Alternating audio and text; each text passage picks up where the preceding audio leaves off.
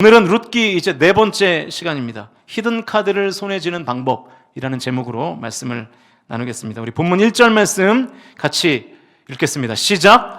나오미의 남편 엘리멜렉의 친족으로 유력한 자가 있으니 그의 이름은 보아스더라. 이제 룻기가 2장으로 넘어왔는데요. 갑자기 보아스가 1절에 등장합니다. 1장의 마지막 절인 22절도 나오미와 룻의 이야기이고 2장 2절부터 시작되는 이야기도 나오미와 룻의 이야기인데 2장 1절에 뜬금없이 보아스가 생뚱맞게 딱 등장을 하는 거예요. 그러니까 스토리 진행상 전혀 맥락도 없이 갑자기 보아스라는 이름이 생뚱맞게 등장합니다. 그러니까 무슨 얘기냐면 2장 1절은 차라리 없어야 더 스토리의 흐름이 원활하다는 뜻입니다. 사실 이미 2장 3절에서 보아스가 나오미의 남편이었던 엘리멜렉의 친족이라는 정보가 또 나오거든요. 그러니까 문맥을 보면 차라리 2장 1절이 없는 것이 훨씬 더 자연스러운 것이죠. 그런데 하나님이 굳이 2장 1절의 말씀을 넣은 거예요. 굳이 넣었다는 것은 넣은 의미, 의도가 있다는 뜻입니다. 심지어 나오미와 룻의 시각에서 보아스는 아직은 전혀 인식안에 없는 사람들 아니겠습니까? 보아스의 비읍도 예상할 수 없는 상황이죠. 그럼에도 불구하고 2장 1절 말씀이 있다는 것은 하나님의 의도가 담겨 있는 것입니다. 그러면 그 하나님의 의도가 뭐냐는 거예요. 룻기 전체를 읽어보시면 아시겠지만 룻기에는 하나님의 직접적인 개입이 전혀 언급되어 있지 않습니다. 예를 들면 하나님께서 이르시되 하나님이 보아스에게 말씀하시되 이런 문구가 없어요. 그러니까 하나님의 직접적인 개입을 설명하는 성경의 표현이 등장하지 않습니다. 그러니까 단순하게 이야기의 전개로 보면 그냥 나오미와 룻과 보아스의 이야기인 거예요. 하나님의 등장과 개입과 간섭이 없습니다. 자, 그러면 하나님이 일하시지 않는 것인가 하는 것이죠. 그게 아니라는 것이죠. 하나님께서 2장 1절과 같은 생뚱맞은 장치를 사용하셔서 지금 나오미와 룻의 삶에 개입하시는 것입니다. 하나님께서 나오미와 룻의 인생에 직접 개입하시지 않는 것 같지만 사실은 아주 적극적으로 개입하고 계신 것이죠. 하나님께서 보아스를 준비하심으로 나오미와 룻의 삶을 충만으로 지금 인도하시기 시작하시는 것입니다. 여러분 한번 생각해 보세요. 나오미와 룻에게 보아스만큼 가장 적절한 인물이 존재하겠습니까? 엘리멜렉의 친족이었어요. 피를 나눈 가족들입니다. 게다가 보아스는 먹을 것이 아주 풍족했습니다. 그리고 나중에 이제 뒤에 나오겠지만 룻의 아내로 맞이할 수 있는 여건을 가지고 있는 룻을 아내로 맞이할 수 있는 여건을 가진 인물이었어요. 그러니까 나오미 가정에 보아스만큼 이렇게 적절한 인물이 없었다는 거예요.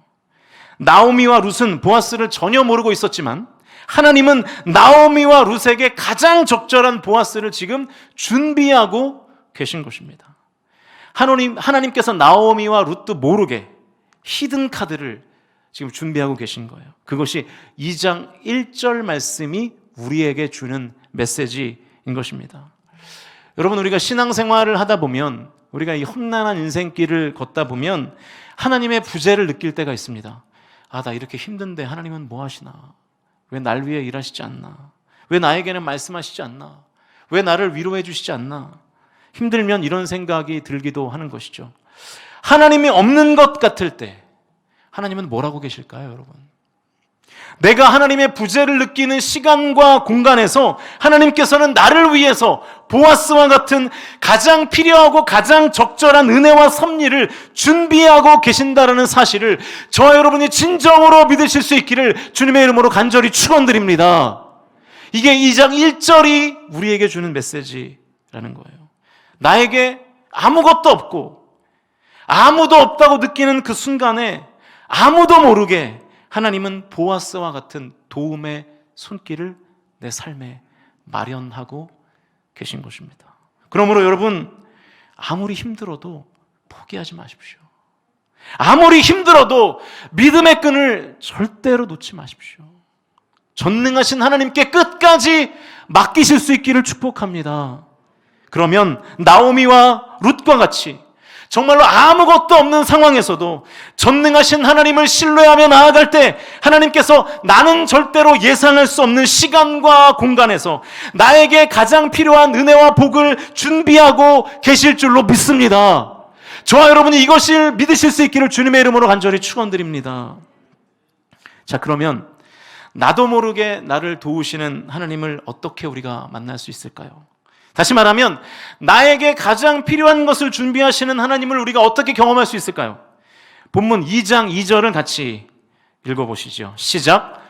모압 여인 룻이 나오미에게 이르되 원하건대 내가 밭으로 가서 내가 누구에게 은혜를 입으면 그를 따라 이삭을 줍겠나이다 하니 나오미가 그에게 이르되 내 따라 갈지어다 하매. 당시에는 4월 하순부터 보리 추수를 시작해서 6월 초순까지 이 보리와 밀을 추수했습니다. 그래서 약 이 7주간 모든 추수가 다 이루어지는 거예요. 그러니까 나오미와 룻이 베들레헴에 도착한 때는 보리 추수가 시작되는 4월이나 5월 초순 정도라고 예상이 되는 것이죠. 자, 여러분, 이전에서 나오미의 며느리인 룻이 지금 뭘 하러 밭에 가겠다고 말하고 있습니까? 이삭 줍기를 하러 밭에 가겠다고 말하고 있죠. 자, 그러면 이삭은 보통 누가 줍는가? 레위기로 가보시면 이삭을 주울 수 있는 사람들이 한정되어 있습니다. 레위기 19장 9절과 10절 말씀 우리 세 번역으로 같이 읽어보시죠. 시작. 밭에서 난 곡식을 거두어 드릴 때에는 밭 구석구석까지 다 거두어 드려서는 안 된다. 거두어 드린 다음에 떨어진 이삭을 주어서도 안 된다. 포도를 딸 때에도 모조리 따서는 안 된다. 포도밭에 떨어진 포도도 주워서는 안 된다. 가난한 사람들과 나그네 신세인 외국 사람들이 죽게 그것들을 남겨두어야 한다. 내가 주 너의 하나님이시다. 자, 이삭 줍기는 이스라엘 사회가 가지고 있었던 일종의 복지 정책이었던 것입니다. 누구에 해당하는 복지 정책이었나요? 가난한 사람들, 그리고 나그네와 같은 외국인들. 이들을 보호하는 일종의 사회보장 제도였던 것입니다. 그러니까 나오미와 룻은 자기 자신을 지금 그냥 가난한 사람, 심지어 외국인과 동일한 나그네와 같은 인생들이라고 지금 인식하고 있는 거예요. 그래서 이삭 줍기라는 사회보장 제도의 대상자로 자기 자신들을 여기고 있는 거예요. 먹고 살기 위해서는 이것밖에 할 게 없어요. 이삭 줍기밖에. 그래서 진짜 룻이 이삭 줍기를 정말로 열심히 했습니다. 그래서 어떻게 할 수 있냐면 5절을 보면 보아스가 룻을 궁금해합니다. 그래서 보아스가 같이 일하는 일꾼에게 물어봐요. 저 젊은 여인은 대체 누구의 아낙네인가? 이렇게 물어봐요. 여러분, 보아스가 왜 룻을 궁금해했을 것이라고 생각이 되시나요? 보아스는 남자니까 우리 남성들이 한번 대답해 보실까요? 왜 남자 보아스는 여자 룻을 궁금해했을까요? 한번 대답해 보세요. 속으로는 다들 룻이 예뻐서 라고 생각을 하셨을 텐데, 아이 참 어떻게 생각들이 그렇게 저와 똑같으십니까? 네. 저도 그렇게 생각이 됐어요. 그래서 제가 찾아보려고 이렇게 찾아봤는데 데이터가 없습니다. 여러분, 그 남자의 이상형이 보통 세 가지라고 하죠. 첫 번째는 미모, 두 번째는 미모, 세 번째는 미모. 네. 아까 우리 심시훈 형제 그 영상을 보니까 뭐 첫 번째는 뭐 신앙, 뭐 그리고 마지막에 예뻐서 이렇게 얘기하던데 사실은 첫 번째가 뭐 예뻐서였을 거예요. 뭐 두 말은 뭐 남자 다 똑같죠, 그죠? 네, 고개 끄덕였습니다. 네. 저도 처음에는 정말로 롯이 예뻐서 쳐다본 게 아닐까 그 생각을 해서 데이터를 막 찾아봤어요. 자료를 찾아보고 막 주석도 찾아보고 각종 검색과 자료들을 다 뒤져봤는데 롯이 예쁘다는 데이터가 없어요. 그리고 보통 성경은 외모가 출중한 인물들에 대해서는 꼭 언급을 합니다. 성경이 어떻게 보면 좀 냉정하죠. 대표적인 말씀이 창세기 29장 17절인데요. 이런 말씀이 있어요. 레아는 시력이 약하고 라헬은 곱고 아름다우니. 라헬의 외모가 언급되고 있죠. 곱고 아름답다. 라헬은 아마도 예뻤던 것 같아요. 그래서 여러분, 그 라헬이라는 이름의 화장품도 있죠. 아세요? 그 알로에 마임에서 나오는 라헬이라는 브랜드의 화장품이 있습니다. 목사가 별걸 다 알죠. 네. 그런데 레아가 어떻게 묘사가 되어 있나요? 시력이 약하다. 왜 이렇게 썼을까요? 안 예쁘다는 얘기를 돌려서 하고 있는 겁니다, 여러분. 네. 결국 야곱이 누굴 사랑하나요? 라헬을 사랑합니다. 남자니까요. 네. 물론 나중에는 야곱이 레아를 진정한 아내로 인정하죠. 어쨌든 그런데 룻에 대해서는 곱다, 아름답다라는 말이 성경에는 등장하지 않습니다. 룻의 외모가 아마도 출중하지는 않았던 것 같아요. 그런데도 보아스가 룻을 지금 주목한 거예요. 왜 그랬을까요? 저 소녀가 누구냐고 묻는 보아스의 질문에 일꾼이 이렇게 대답을 하는데 6절 말씀을 같이 읽겠습니다. 6절 시작. 베는 자를 거느린 사환이 대답하여 이르되 이는 나오미와 함께 모압 지방에서 돌아온 모압 소녀인데, 일꾼이 보아스에게 룻에 관한 총 3가지의 정보를 주는데요. 첫 번째는 나오미와 함께한 소녀라는 거, 그리고 두 번째는 모압 소녀라는 정보입니다. 이 2가지는 룻의 배경에 관한 정보겠죠. 3번째 정보가 중요한데 7절을 우리 공동 번역으로 같이 읽겠습니다. 7절 시작. 일꾼들이 거두면서 흘린 이삭을 뒤따르며 죽게 해달라고 사정하더군요. 아침에 와서 지금까지 앉지도 않고 이삭을 줍고 있습니다. 룻에 대한 마지막 정보가 뭐예요? 아침부터 저녁까지 쉬지 않고 일만 해요 라고 하는 정보였어요. 룻의 부지런함, 룻의 성실을 지금 보아스에게 전달하고 있는 것입니다. 저는 보아스가 룻을 주목한 이유가 이 3번째 정보 때문이라고 확신합니다. 너무 열심히 일을 하니까 보아스가 룻을 쳐다보는 거예요. 아니, 저 소녀는 누구길래 저렇게 열심히 할까 궁금했던 거죠. 여러분 잘 생각해 보세요. 룻이 어떻게 보아스와 연결이 될 수 있었나요?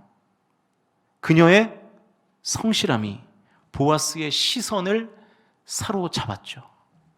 룻의 성실함이 보아스를 만나게 되는 계기가 된 것입니다. 애초에 룻이 이삭 줍기를 하려고 하는 성실함이 없었다면 보아스를 만날 수도 없었겠죠. 그런데 여러분 잘 한번 생각해 보십시오. 전능하신 하나님께서 아무도 모르게 나오미와 룻을 위해서 준비한 사람이 누굽니까? 보아스잖아요. 나오미와 룻에게 줄 하나님의 히든 카드가 보아스였다고요. 그런데 룻이 아주 성실하게 이삭 줍기를 할 때 보아스, 하나님의 히든 카드를 룻이 만나게 된 것입니다. 여러분 제가 좀 전에 했던 질문을 기억하세요? 나도 모르게 나를 도우시는 하나님을 우리가 어떻게 만날 수 있나요? 나에게 가장 필요한 것을 준비하시는 하나님을 우리가 어떻게 경험할 수 있습니까? 성실입니다. 성실. 전능하신 하나님은 내 안에 성실이 있어야 만날 수 있는 것입니다. 룻이 성실하게 이삭 줍기를 했을 때 성경은 이런 단어로 룻과 보아스가 가까워지고 있다고 설명합니다. 3절과 4절인데요. 화면을 보시면서 같이 읽겠습니다. 시작. 룻이 가서 베는 자를 따라 밭에서 이삭을 줍는데 우연히 엘리멜렉의 친족 보아스에게 속한 밭에 이르렀더라. 마침 보아스가 베들레헴에서부터 와서 베는 자들에게 이르되. 자, 룻과 보아스가 어떻게 만났습니까? 룻이 어떻게 해요? 우연히 보아스의 밭에 갔더니 마침 보아스가 거기에 있는 거예요. 룻과 보아스가 우연과 마침이라는 단어를 통해서 지금 만나고 있는 것입니다. 룻은 그냥 열심히 이삭을 주운 것밖에 없습니다. 그러다가 우연히 보아스의 밭까지 간 거예요. 줍다가 보아스의 밭에 간 것입니다. 우연히 갔더니 마침 거기에 보아스가 딱 버티고 서 있는 거예요. 여러분 이게 우연일까요? 그렇게 생각하십니까? 이게 정말 우연이라고 생각하세요? 이거는 우연을 가장한 필연인 것이죠. 어떻게 이게 우연이겠습니까? 우연이 아니죠. 그래서 노사연이 그랬잖아요. 우리의 만남은 우연이 아니라고. 네, 죄송합니다. 절대로 우연이 아니죠. 하나님의 섭리인 것이죠. 하나님께서 우연 그리고 마침이라는 섭리를 가지고 룻과 보아스를 지금 연결하고 있는 것입니다. 그래서 이 우연과 마침이라는 표현을 신학자들은 신적 우발성이라고 표현합니다. 나오미와 룻에게 가장 필요한 인물을 하나님이 우연과 마침이라는 상황을 사용하셔서 지금 만나게 하고 계신 것이죠. 자, 하나님의 우연과 마침의 은혜가 언제 임했나요? 룻이 성실하게 이삭 줍기를 했을 때 우연과 마침의 섭리로 룻이 보아스를 만나게 되었습니다. 사랑하는 여러분, 반드시 기억하십시오. 내가 하나님 앞에 성실할 때 성실하신 하나님을 만나게 될 줄로 믿습니다. 저와 여러분이 하나님 앞에 성실하심으로 성실하신 하나님께서 나를 위해 준비하신 그 히든 카드를 손에 쥐실 수 있기를 주님의 이름으로 간절히 축원드립니다. 여러분, 성실하셔야 됩니다. 게으르시면 안 돼요. 여러분, 절대로 게으름을 가볍게 여기지 마십시오. 왜냐하면 게으름은 영적인 영역이기 때문입니다. 더 직설적으로 말하면 게으름은 악입니다. 죄예요, 죄. 마태복음 25장 26절 우리 화면을 보시면서 같이 읽어보죠. 시작. 그 주인이 대답하여 이르되 악하고 게으른 종아, 나는 심지 않은 데서 거두고 해치지 않은 데서 모으는 줄로 내가 알았느냐. 여러분, 게으른 종에 대해서 뭐라고 표현합니까? 악하고 게으른 종아. 그냥 게으른 종이 아니라 악함과 게으름을 동일시하고 있습니다. 악 이퀄 게으름이라는 거예요. 게으른 종이 왜 악합니까? 주인은 종에게 그 달란트를 일을 하라고 맡겼어요. 그런데 그 종은 일하지 않고 그 달란트를 땅에 묻어버렸습니다. 나태한 거죠. 나태했습니다. 기독교 전통에서 말하는 7가지의 죄악 중에 하나가 나태입니다. 나태는 그냥 뭘 하기 싫다는 소극적인 게으름이 아니라 한 달란트 받은 종처럼 적극적으로 해야 할 일을 거부해버리는 거예요. 자신의 의무를 다하지 않는 거예요. 못하는 것이 아니라 안 하는 것입니다. 못하는 것이 아니라 안 하는 거예요. 예를 들어 볼까요?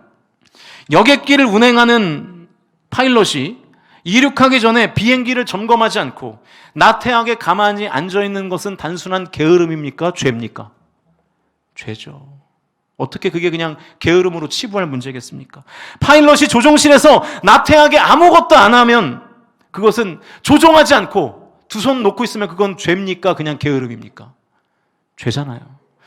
파일럿이 비행기 점검과 조종에 대해서 나태한 것은 분명한 죄 아니겠어요? 의사가 게을러서 그 환자에게 맞는 수술법을 미리 공부하지 않고 수술실에 들어와서 환자의 머리를 열어놓고 쩔쩔 매고 있다면 그거는 그냥 무능한 겁니까? 죄입니까? 분명한 죄잖아요. 어떻게 이게 이해할 수 있는 일이겠어요? 어떻게 의사가 그렇게 나태할 수 있겠습니까? 의사가 의술에 관해서 나태한 것은 죄죠. 저까지 예를 들어야 여러분한테까지 가니까 좀 기다리십시오. 네. 목사가 하나님의 말씀을 연구하는 일에 나태하고 성도들의 영혼을 돌보는 일에 나태한 것은 죄입니까? 아닙니까? 저도 다 아는데 뭐 굳이 그렇게 크게 얘기할 것까지는 없었는데, 네, 저도 다 압니다. 네, 죄죠. 죄죠. 자, 그럼 이제 여기까지 왔으니까요. 하나가 더 남았네요. 네. 자, 그러면 여러분은 성도로서 성도의 의무를 다하고 계십니까? 성도의 의무를 다하지 못하는 것입니까? 아니면 다하지 않는 것입니까? 예배, 기도, 봉사를 못하는 것입니까? 안 하는 것입니까? 저에게 대답할 필요는 없고요. 하나님께 대답하시면 됩니다. 여러분, 우리는 게으름을 너무 가볍게 생각해요. 그냥 그럴 수도 있는 거지 뭐. 신앙생활을 오래 하다 보면 좀 나태해질 수도 있지 뭐. 그렇게 단순하게 생각합니다. 절대로 그렇지 않습니다. 절대로 나태는 성격이 아니에요. 나태는 어떤 의지의 문제도 아닙니다. 영적인 문제이고 죄의 문제인 것이죠. 제가 왜 이렇게까지 여러분들에게 말씀을 드릴까요? 게으름을 죄로 인식하지 않으니까, 나태를 악으로 규정하지 않으니까 게으름에서 우리가 빠져나오지를 않는 거예요. 죄가 아니라고 생각하니까 나태에서 빠져나오기가 싫은 거예요. 너무 달콤하거든요. 게으름과 나태함을 너무 안일하게 대응하는 거예요. 너무 좋으니까, 너무 편하니까. 사랑하는 성도 여러분, 간절히 부탁하며 축복합니다. 나태가 나의 자태가 되지 않도록 여러분의 삶을 주의 깊게 살펴보십시오. 나의 나태가 나의 자태가 되면 절대로 안 되는 것이죠. 나태가 나의 태도가 되면 되겠어요? 여러분, 왜 성실하셔야 될까요? 대체 왜요? 담임 목사를 위해서? 교회를 위해서? 뭐 그럴 수도 있겠으나 그게 아니죠. 여러분 자신을 위해서입니다. 게으름을 부셔버리고 성실해야 성실하신 하나님을 만날 거 아닙니까? 나태함을 부수고 쳐부셔야 성실하신 하나님께서 내 안에 텅 비어있는 곳에 충만으로 채우실 거 아니에요. 그 히든카드를 여러분의 손에 쥐고 싶지 않으세요? 성실할 때 찾아오는 그 히든카드. 하나님 앞에서 성실하지 않으니까 하나님의 히든카드가 안 보이는 거예요. 우리가 너무 잘 아는 말씀이 있죠. 예레미야 33장 3절 말씀, 우리 같이 화면을 보시면서 우리 큰 목소리로 한번 선포해 봅시다. 시작! 너는 내게 부르짖으라. 내가 내게 응답하겠고 내가 알지 못하는 크고 은밀한 일을 내게 보이리라. 여러분, 내가 알지 못하는 크고 은밀한 일이 오늘 본문으로 보면 뭘까요? 보아스잖아요. 보아스. 아직 나오미와 룻은 보아스가 어떤 존재인지를 모르고 있잖아요. 하나님의 히든카드. 그게 크고 은밀한 일입니다. 그 히든카드가 언제 보인다고요? 하나님께 부르짖을 때, 하나님께 성실함으로 부르짖을 때 하나님의 히든카드가 여러분의 삶에서 보이게 될 줄로 믿습니다. 여러분, 그러므로 성도에게 성실은 필수예요. 성실이라는 단어가 영어로 그 faithfulness라는 단어인데 이 단어의 어원이 faith입니다. faith. 믿음이라는 단어죠. 그러니까 무슨 뜻일까요? 믿음이 성실을 만드는 거예요. 믿음이. 반대로 말하면 우리가 하나님에 대한 믿음이 흔들리면 우리의 성실도 흔들리는 거예요. 하나님께 성실하기를 거부하는 나태가 내 삶 가운데 찾아오는 이유는 단순히 나의 태도의 문제가 아니라 믿음의 문제라는 거예요. 성도에게 성실은 있으면 좋고 없어도 괜찮은 것이 아닙니다. 하나님을 믿는 성도라면 반드시 가지고 있어야 하는 것이죠. 그 성실이 있어야 성실하신 하나님을 만나는 것입니다. 오늘 예배를 통해서 저와 여러분의 성실이 회복되실 수 있기를 주님의 이름으로 간절히 축원드립니다. 아멘 소리가 작아지네요. 그래서 저와 여러분이 하나님의 히든 카드를 손에 쥐실 수 있기를 주님의 이름으로 간절히 축복합니다. 하나님께 성실하심으로 성실하신 하나님의 은혜가 저와 여러분의 삶을 충만하게 하실 줄로 믿으실 수 있기를 주님의 이름으로 간절히 축복합니다. 이제 말씀을 정리하겠습니다. 여러분, 제가 이 말씀을 준비하면서 곰곰이 생각을 해봤어요. 왜 성도들이 하나님께 성실하지 않을까? 뭐 이유가 있을 거 아닙니까? 두려움 때문인 것 같아요. 내가 성실해도 하나님의 성실하심을 경험하지 못할까 봐, 성실이 배신할까 봐, 그래서 성실하기를 꺼려하는 것이 아닌가. 그러나 여러분, 제가 분명하게 말씀드립니다. 오늘 말씀의 근거를 가지고 말씀드립니다. 두려워하지 마십시오. 절대로 성실은 배반하지 않습니다. 오늘 본문 11절과 12절 말씀 같이 읽어보죠. 시작. 보아스가 그에게 대답하여 이르되 내 남편이 죽은 후로 내가 시어머니에게 행한 모든 것과 내 부모와 고국을 떠나 전에 알지 못하던 백성에게로 온 일이 내게 분명히 알려졌느니라. 여호와께서 내가 행한 일에 보답하시기를 원하며 이스라엘 하나님 여호와께서 그의 날개 아래에 보호를 받으러 온 내게 온전한 상 주시기를 원하노라 하는지라. 여러분, 보아스가 룻에게 과분한 은혜를 베푸니까 룻이 약간 경계를 합니다. 그래서 보아스에게 물어요. 대체 왜 나에게 이런 은혜를 주시죠? 이 질문에 대한 보아스의 답이 11절과 12절이에요.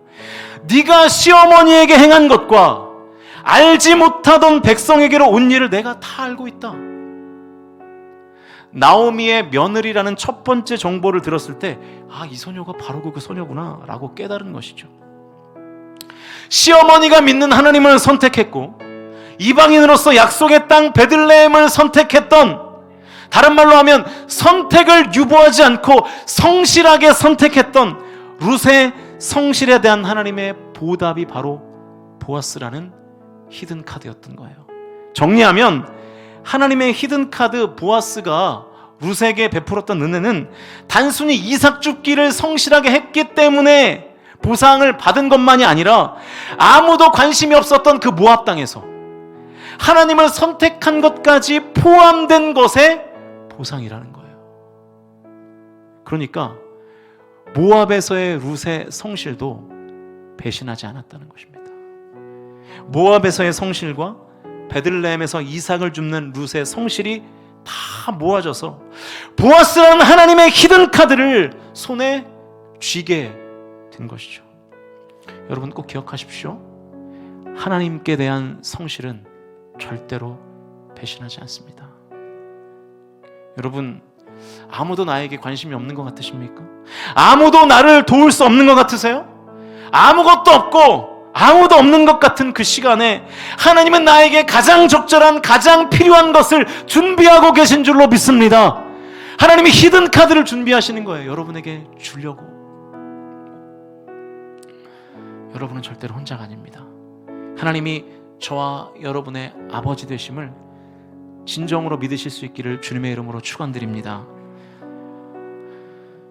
코로나가 정점을 향해서 달려가고 있습니다. 너무 낙관적인 예상인지는 모르겠지만 머지않아 코로나가 끝나겠죠. 언젠간 끝나지 않겠습니까? 그리고 이 기나긴 바이러스와의 사투가 끝나는 날 우리의 신앙이 하나님 앞에 낱낱이 드러나게 될 겁니다. 저는 진심으로 간절히 바랍니다.